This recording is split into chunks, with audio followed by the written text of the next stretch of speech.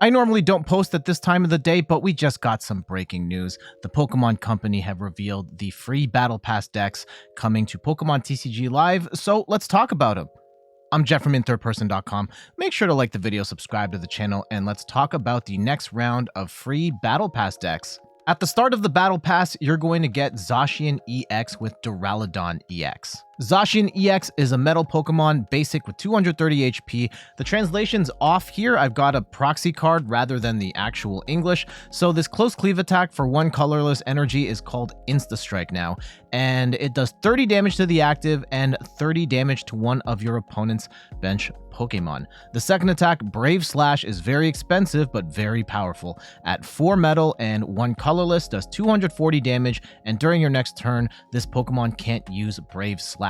Those attacks are fine, but there are a number of damage modifiers that make both of those attacks even more dangerous. Hop's Snorlax has the Big Belly ability that boosts Hop's Pokemon's damage by 30. Hop's Choice Band boosts the attacking Pokemon's attack by another 30. Postwick also increases damage for Hop's Pokemon by 30. So if you've got all of these in play, you are swinging for an extra 90 damage. That makes that first attack for one colorless do 120 to the active, and then the second attack is doing like 330 to the active, enough to one-hit KO a Charizard EX. Zacian is paired up here with Archaludon EX, which makes a lot of sense and is a popular pairing in Japan as well. Archaludon is a Stage 1 Metal Pokemon with 300 HP, and its Assemble Alloy ability allows it to accelerate 2 basic Metal Energy from the discard pile to your Metal Pokemon in any way you like. You could use it to get that Brave Slash attack powered up. You could also just use it to power up Archaludon and attack with Metal Defender for 220 damage, and during your opponent's next turn, this Pokemon has no weakness. Really love the combo of Archaludon with Zacian. Hop's Dubwool has an incredibly powerful ability that when you evolve into Dubwool, you get to gust an opposing bench Pokemon into the active spot. Hop's Cramorant is a really cool mid-game attacker where for only 1 colorless energy, it does 120 damage, but only works if your opponent has exactly 3 or 4 prize cards remaining. Again, this can also be boosted by all of those damage modifiers, making this attack do upwards of 210 damage. We're not going to go through all of the trainer cards and all of the Pokemon, just want to highlight some of the new cards here, one of which being Hop's Bag, which lets you search your deck for up to 2 of Hop's Pokemon and put them onto your bench, then shuffle your deck. This is basically a more specific, but overall better version of Buddy Buddy Poffin, because you can get your big Pokemon like a Zacian EX and a Snorlax out without having that limitation that Buddy Buddy Poffin has, capping out at Pokemon with 70 HP. The graphic here says exchange ticket, but the final translation is redeemable ticket. This is a really cool item card that lets you take your prize cards, put them on the bottom of your deck, and then replace those prize cards with cards from the top of your deck. So you can grab more things than we used to. Heavy Ball was only grabbing basic Pokemon. Here you just grab all the prize cards, but you have to replace them with cards off of the top of your deck. So there's definitely some pros and cons to this one. The A-spec of choice here is Scoop Up Cyclone, which makes a lot of sense, where you can just put one of your Pokemon and all attached cards into your hand. In particular, you could use this to scoop up an Archaludon and take that off the board, especially if it's been damaged. Take that off the board, you essentially heal it, and then slap that Archaludon on another Duraludon on the board, and then accelerate energy all over again. I really like that combo. Overall, I really like this starting deck list. Pokemon this time isn't doing the thing where they give you the foundation of a good deck and then you have to unlock the good cards as you go along. Instead, you're basically getting a meta deck right out of the box, which I really like here. Halfway through the Battle Pass, you will unlock these cards for your Zacian EX deck. Unfortunately, I don't know what halfway means anymore, and they don't specify what halfway means. I wouldn't be surprised if they're changing the length of the Battle Pass. Otherwise, they would just say the exact number. So we'll stay tuned on that one. But once you get halfway through the Battle Pass, you will unlock these cards. Functionally, they are the same as the cards that we are getting in the Battle Pass deck. They are just prettier versions of these cards, which I really like the idea of unlocking these, but I'm still mad at Pokemon for limiting what we can spend our, is it trade? I don't even know what the currency is called anymore. The one you can use to unlock cards. You can't unlock the fancy cards until 6 months after release, which I cannot stand, but I do like that we are getting a bunch of these for free.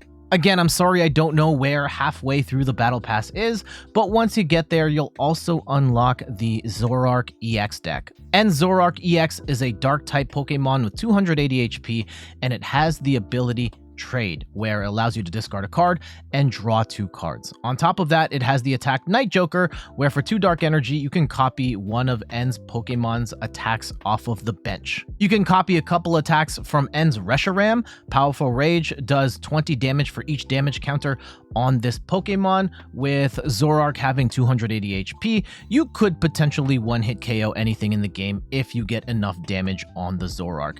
And its second attack, Virtuous Flame, is 170 damage. That's an okay amount, but it's a little underwhelming, to be honest. You can also copy N Darmanitan's attacks. The first attack is very situational, which does 30 damage for each energy card in your opponent's discard pile. Only decks like Ceruledge are really going to get punished by this, but the second attack is amazing. Blaze Ball Cannon lets you discard all the energy from this Pokemon. You do 90 damage to the active and then 90 damage to one of your bench Pokemon.